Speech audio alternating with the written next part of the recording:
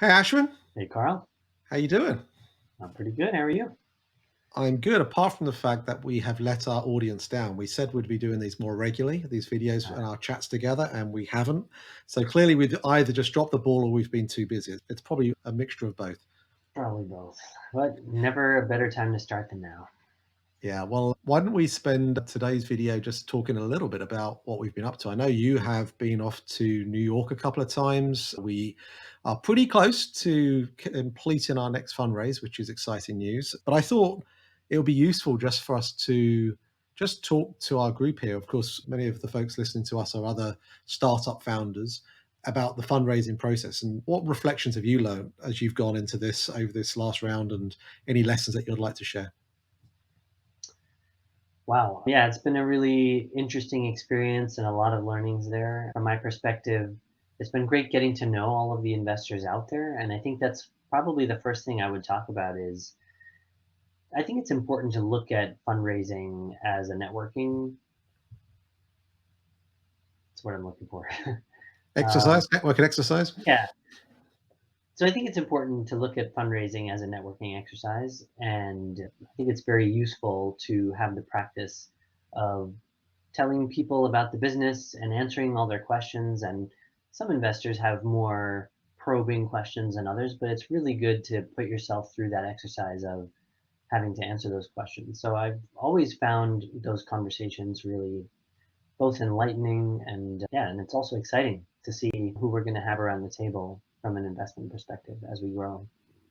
About halfway through our process, I remember us having a chat offline with each other about the importance of staying engaged and energetic.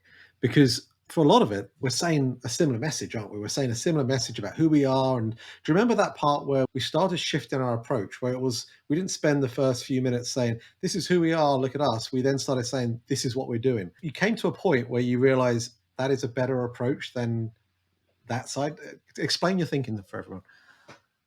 Yeah, that's for sure. I think that that shift changes the perception of the potential investor that is looking at you as a company. Because if you come out of the gate telling the story from the very beginning and explaining all the past steps that have gone on to where you are today, then it puts a different perspective on the business, right? It's you're positioning the story as here's how we built the business and here's the history of everything that's happened. That's very different than telling an investor where you are right now and all the exciting and great things that are happening and here's what's going to happen next. It's almost after you have been to your second or third job, nobody really cares about where you went to college anymore or what your GPA was in a way. Mhm. So, at that point, everybody just wants to know what your last experience was and how much business you closed or what your great goals were that you accomplished. And in a way, that means that you're at the point in your career where you're applying for a different caliber of position, right? So maybe that's a good analogy here. I think pitching yourself as a startup that's just out of the gate and creating those initial building blocks. I mean, don't get me wrong, I think it's super important to be as transparent as possible and let everybody know exactly where you are. But once your focus has shifted to what's happening today and why that's so important and what's going to come next, I think paints a very different light on the company. I would agree. I think in many ways our backgrounds and our story to date got us the meeting. And from there, the meeting is more about how are we taking this idea forwards and actually executing upon it. And I think that resonated really well. The other side of this, which I thought was interesting, Ashwin, was the fact that we met so many different people that perhaps weren't investing at the stage that we are at. They're saying, well, when you get to a Series A or a Series B, this is the time to engage with us. But actually, we're really pleased we met with you now. So that way we can understand the journey that you're on. And so some of these folks we might not even get back to for 6, 9 months, but actually we've established that relationship early on. Do you regret putting time into those conversations at this stage, or do you think it was really worthwhile? Yeah, no, absolutely not. I think those were very worthwhile conversations. I think it lets us know in advance some of the targets we need to have on the wall to get to that next round of funding. So, yeah, I would argue that it's extremely important to do that throughout the business and build up those relationships. What you don't want to have happen is you're ready to go out and raise a larger round of funding and you have no relationships out there built and people haven't been following the story. So I do think it's important to build those relationships earlier on. Great. And before we move on from this subject, let's talk a little bit about how we thought about speaking to the right establishments. So, if you recall, we use Notion, right? We use Notion as a way of being able to track between us who is targeting who or who's connected to who. And I thought it was really important for us to realize we were trying as best as possible not to do a cold outreach to folks. We wanted to have an Right. introduction from someone. Um, that seemed to work really well. And also, it seemed to work really well in terms of trying to strategize on who out of yourself, myself, and Drew would be the right people to connect to different folks.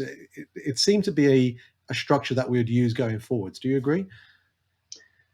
Yeah, I absolutely agree. And I think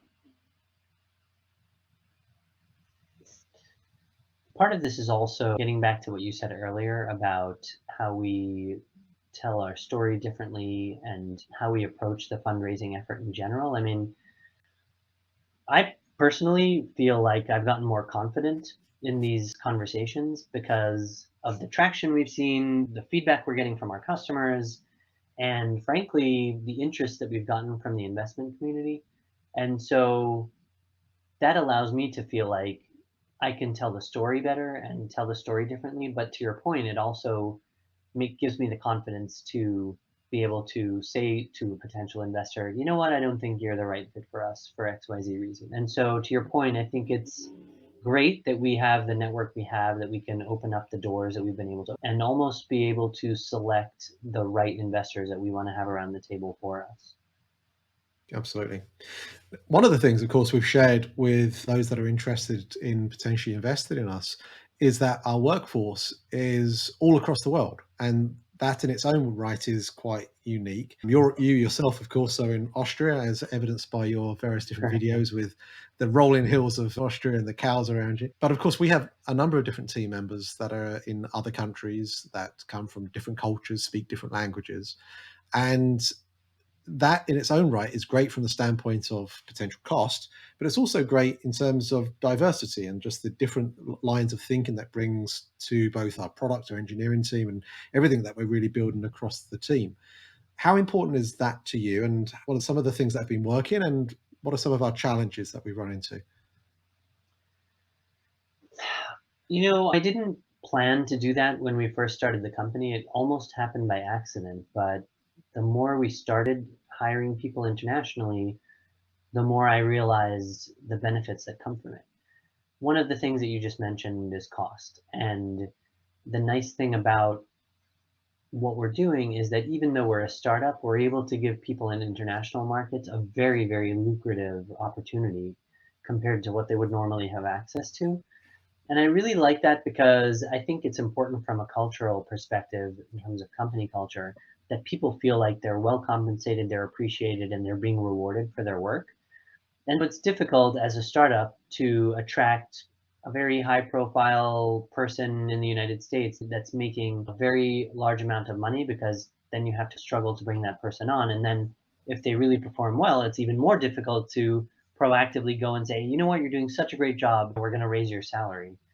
But we've actually been able to do that with some of our international folks, and that's great. I think there's a mutual appreciation for the opportunity they're given working with us, but I also think I like to think that we also show a lot of appreciation for their work they do for us. So I think that aspect has worked really well. I would also add that having so many different nationalities, I think we have 10 different nationalities out of our 10, 12 or 13 different people. Yeah. And that has really been beautiful to watch, to be honest. I mean, to watch all these different people living in different countries and different ethnic backgrounds come together and all work toward the same goal and have a certain amount of understanding and patience to really work with each other to get through our challenges has been really rewarding. And I look forward to continuing that as we grow the business. I think it's been a very positive aspect of the business so far. I would agree. And I think whenever you run a team like this, trust is really important. You have to start with the assumption of trust. Of course, there's a level of validation, but I think the fact that when we're working across time zones, in a way, it breaks the mold of the 9 to 5, because that means, like yourself, there'll be times where you're speaking to me as you are right now, where it's late at night in Austria. And then I think on Thursday I'll be getting up at the early hours of dawn to speak to someone on the East Coast, one of our customers, right? So that flexibility of when and where you work, I think, is something that we certainly are having to do, but I think our team are as well. But for that same reason, they might spend their lunchtime going and doing their favorite sport, and that is great. And I think we really embrace that. And I think it's one of the things that comes with having a very clear and transparent way of working. And we've used a communication platform in Slack as a way of being able to say to folks, look, this is a good way for us to communicate. These are some of the rules of the road on using Slack. And similarly, I think we're starting to find our way with regard to how we're trying to shape our values and our culture. We had a great session with our team, all hands meeting just last week, where we talked about culture and really encouraging everyone across the team to say it's upon you to drive and deliver this culture. It's not just upon the leadership to. And I think that approach has certainly been something that has resonated particularly well with everyone. All right. Well, why don't we do this? What we'd also like to share with you on our next video is something about the customer experience. First of all, what are some of the executives out there talking about when it comes to pricing and their immediate reaction? And then how does that really relate to what we're trying to build here at Juicer, and how we try to balance the needs of the customer in terms of what the restaurants want relative to the product that we're trying to build, which ultimately, hopefully, will be the very best level of dynamic pricing for the industry. So tune in to us next week and we'll talk more about that one.